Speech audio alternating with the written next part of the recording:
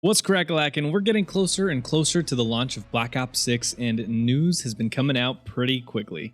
Some about the new prestige icons, and some about the zombies Easter eggs. I have barely been able to keep up with all of it. Regardless, there are quite a few things that have gotten me a little excited as news has been coming out, and I wanted to share some of that news with you today. So to begin with, prestiging. It's been an exciting part of Call of Duty franchise, since the inception of the system back in Call of Duty 4 Modern Warfare. Recently, it got announced on X through Treyarch. They released the first look at the prestige icons 1 through 4 for Black Ops 6. Stating that the classic prestige pays homage to every title in the Black Ops series. The first icon, I love it, because as you can see, the first one is paying homage to World at War, to the first release that we had of zombies. And if I'm not mistaken, that is also the moon from Darius, so kind of cool to see. And with Prestige 2, we have the Joker on a hand of cards. Back in World at War, we had a system called Death Cards, just like the Halo has the skulls. Back then, we had cards. It was one of their first iterations of what is now Intel, but back then would add special abilities in co-op. One of their cool little things they added in I think it was a campaign at first. And then the third icon is just the sitting bull position from Call of Duty Black Ops 1, also being from Black Ops 1. The fourth icon is the Nuketown symbol with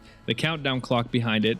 Pretty cool when looking back and knowing that Black Ops 1 was the first iteration of what, has kind of become one of today's most well-known maps in Call of Duty. And I got lucky with this one because a couple of hours ago, before getting this video fully edited, they dropped the next 4 prestige icons. These icons are prestige icons 5 through 8. I believe from the looks of the 5th icon, it pays homage to the final few prestige emblems from Black Ops 2, but I'm not 100% sure. One of my personal favorites follows, that being good old Ted from Transit, the bus driver. If you ever played Black Ops 2 Zombies, Ted was quite possibly the best thing about the Transit map. Otherwise, great memories. In the 7th icon, it's the Reaper from Call of Duty Black Ops 3, by far one of my favorite CODs, mainly for the sake of zombies mode. All I can say is it's too good. And then the 8th icon is a Raven, and I'm not 100% sure what part of the BO3 this is from, but all I can think of is that Horizon Drac Raven that people thought or still think is an Easter egg. I'm still not completely sure, I'm going to be honest. But I have researched this for about 30 minutes and I have no clue. Honestly, if you know, leave a comment explaining it, please.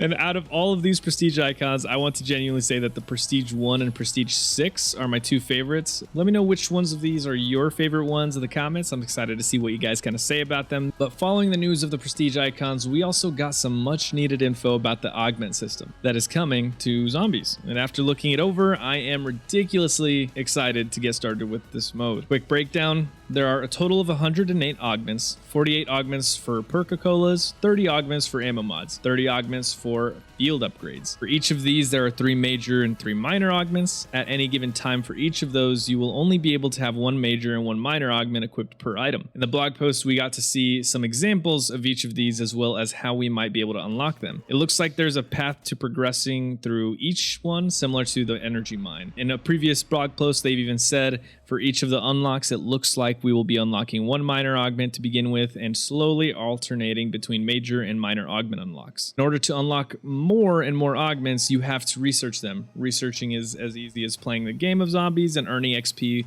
which will research the augment that you have selected to progress towards. Once it's completed, it should automatically start progressing another augment that you are able to start unlocking, so there shouldn't be any worry of not having one selected if you just unlocked one mid-game. You will still be progressing your research towards another augment, so there shouldn't be any worry about that. Genuinely, I think this is going to be fantastic for the game. For one, I believe this is going to add ridiculous amount of replayability.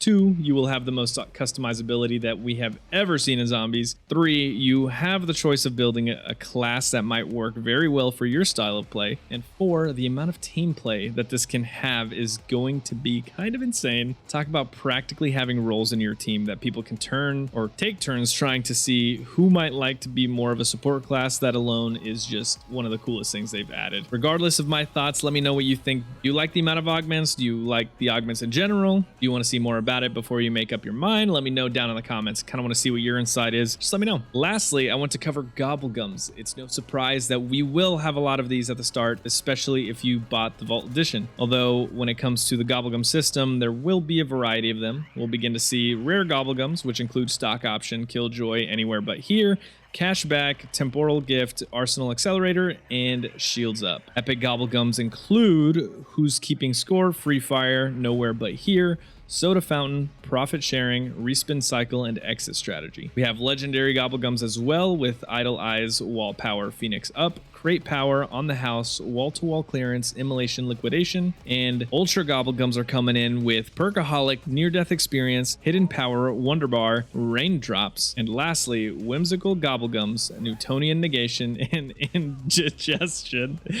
Oh lord, that is gonna be an interesting one. Oh gosh. These gobblegums, you'll be able to take a pack of 5 with you into a game and switch between your different packs at any point within your game. You can get them at the gobblegum machine, then you just chew one up for its, cool abilities. Now, how do you unlock them? I'm glad you asked, because Treyarch has some interesting information about that. In their blog post, it says that additional gobblegums are earned in a variety of ways, including simply by playing zombies and surviving rounds, or by store purchase. And take that as you will. As long as I can personally earn them in game, I could care less if people can purchase them in the store or not. It won't bother me at all. I mean, that's just my personal take. Personally, I know I will not be spending any money on something that I know I can earn in the game. So despite that, they have also said in previous blog posts that expect to earn 1 or more random gobblegums every few rounds. You'll know when you've been awarded a new gobblegum due to a reward sequence at the start of a subsequent round. So regardless, it definitely sounds fun, and I hope that the rarity can get better as you make it higher rounds. That would be a cool way of grinding out some of the better gobblegums. Now, there is something interesting though. You unlock the ability to acquire certain gobblegums through leveling. These are the unlock requirements for each of the gobblegums. So first we have Killjoy at level 5, stock option at level 8, who's keeping score at level 11, cash back at 15, anywhere but here 21, exit strategy at level 23, soda fountain 26, profit sharing 29. We have wall-to-wall clearance at 32, free fire 36, on the house at 38, nowhere but here at 42, idle eyes at 45, wonder bar at 51, and lastly, hidden power at 54. One thing that is confusing about this post is that on the list of level requirements, it doesn't have every gobblegum on it.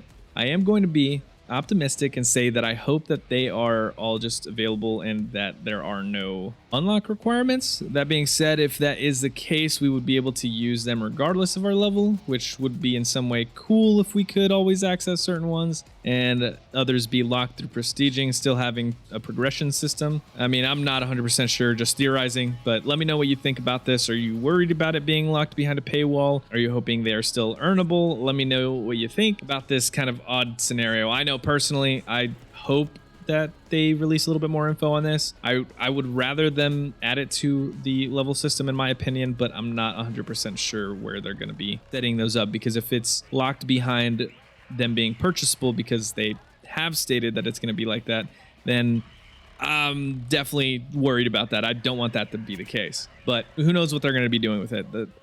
It's just a very odd scenario. And just before I was going to post this video, Treyarch just posted some more information that I'm so excited to read about. Monday is going to have some more news about prestige rewards, level unlocks, camo and reticle challenges, the new mastery badge system, and more. This gets me kind of excited for the upcoming news and release. I hope you're as excited as I am. But for now, this has been a list of things that I believe are going to make Black Ops 6 so much fun. If you enjoy the video, I will always appreciate you hitting that like button. I have been trying to keep up with all the news that has been making me excited for the launch of Black Ops 6. This week is going to be crazy, and honestly, now is kind of a better time than ever to hit that subscribe button. Turn on notifications, and I appreciate you guys. Love you. Thanks for watching, and I'll catch you guys on the flip side.